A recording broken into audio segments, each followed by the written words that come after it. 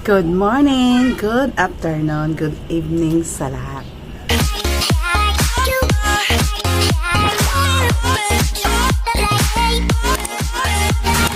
I think about you every day and night. Ngayon pala mga kasari, pupunta kami ng City Hall. Magre-renew kami ng business permit namin. Kasi due date na sa January 20. So bago mag January 20, kailangan magbayad na tayo ng business permit natin. Mag-renew tayo, no?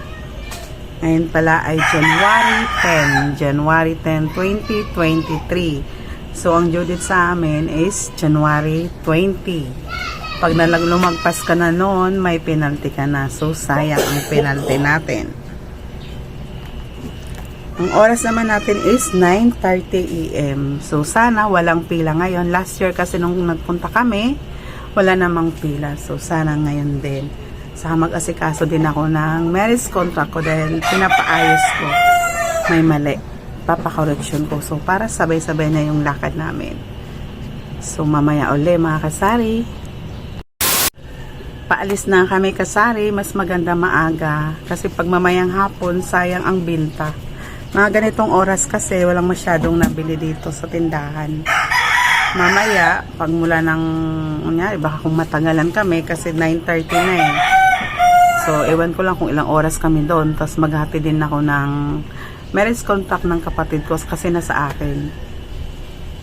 Mag-aayos din siya ng papel niya, kaya siguro makauwi kami mga alas 2 na o hindi ko masabi yung tamang oras, kaya mas maganda maaga kami umalis para makauwi kami ng hapon before 3 o kaya before 2 PM kasi pag mga alas 4 na madami nang nabili doon, dagsaan ng mga tao na namimili sa tindahan. So ganun din ba sa inyo mga kasari? Sayang ang kita natin, kaya i-balance natin yung oras natin. Pupunta na kami mga kasari sa City Hall. So, mamaya ibablog ko rin doon. Kung pwede, magbibideo ako ng konti. Paalis na kami mga kasari. Ayan, nakamotor kami.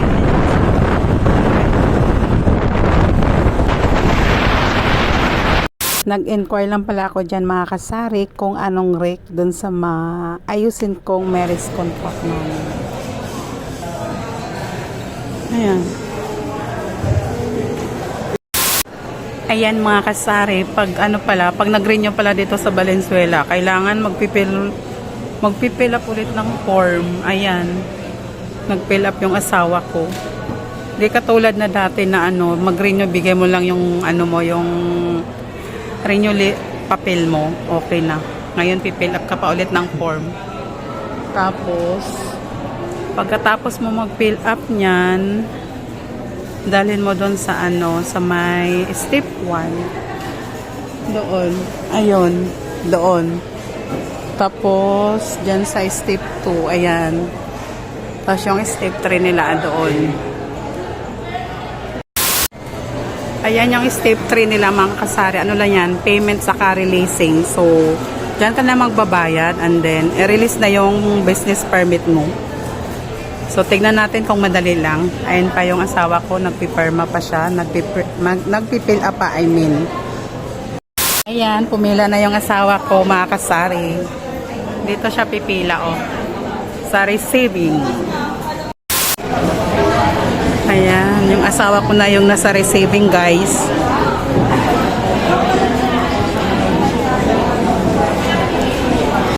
Yung asawa ko mga kasari, ayan na green, antay na lang niya dyan, tatawagin na lang yung pangalan mo, pagkatapos doon ka na sa releasing. Ayan, so saglit lang naman siya, walang gaanong tao. Ayan, nakuha na ng asawa ko yung niya, sa step number 2. So dito naman yung asawa ko mag-antay mga kasari. Andyan, sa step 3 releasing. Bayad na yung asawa ko. Ayan, nagbibilang. Ayan. Dito na releasing ng asawa ko. Ayan, Ayan, tapos na kami mga kasari mag-renew ng permit. Hi, Kalab. Hi. So, anong oras na? Saglit lang naman. Ayan, Kakain na kami dahil alas 12 na. So, mamaya uli.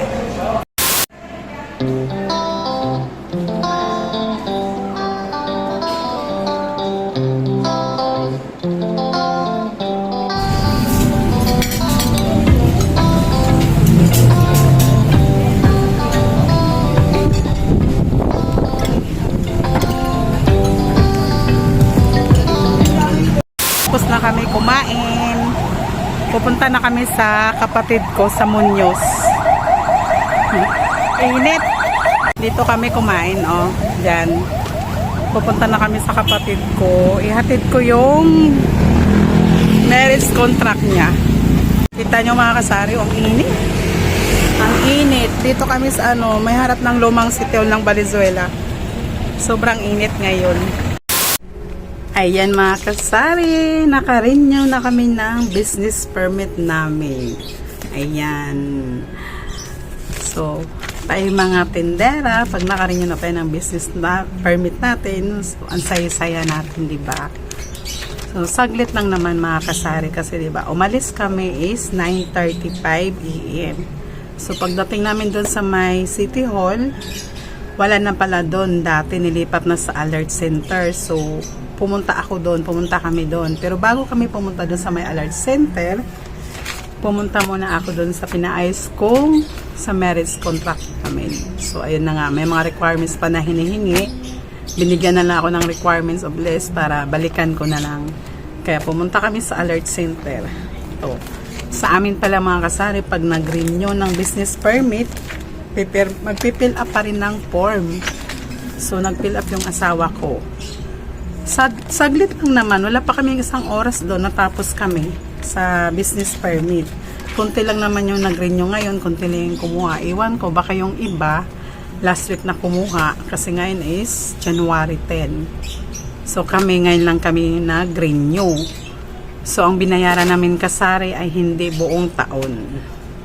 Quarterly yung binabayaran namin para hindi mabigat. Ganon yung ginagawa namin lagi. Kasi kulang-kulang 8K or 8K something yung binabayaran namin. So, malit na yung tindahan namin mga kasari. Ayan, wala nang laman kasi hindi pa naka-grocery. Ayan. Maliit lang. Yung iba, hindi ko na nabidyo na sa baba yung mga alak, saka yung mga dilata. Ayan. So, ang binayaran pala namin mga kasari sa business permit is 3,733.60 pesos. Ayan.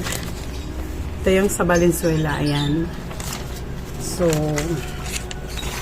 nakalagay dito, sari-sari store, 1,000.5 and 57 centavos. Yun yung pinakamalaki.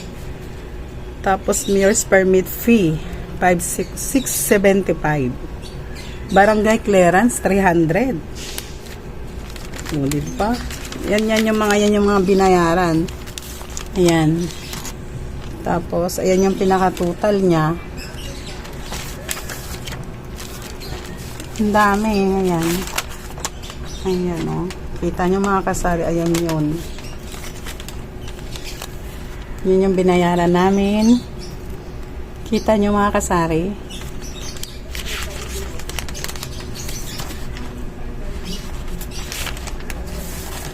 So, yun. Ganyan, 3,000. Tapos, yung namin dito next na bayaran namin is April 20. Bago mag-April 20, dapat magbayad ka na. So, ang babayaran namin noon, mga 1 plus something. Hindi ko lang alam. Dati kasi binabayaran namin yung last year, yung quarterly namin is 1,388, ganun ba yun? Mga 1,388, ganun. So, yung namin is 3,733.60 plus 1. Lagyan na natin 1,400. Plus 1,400. Plus 1,400. Yun. Kaya kulang-kulang 8K mahigit yung namin. Yung business permit namin dito. Ito, ganyan. 7,933 pala yung isang taon namin dito sa tindahan namin.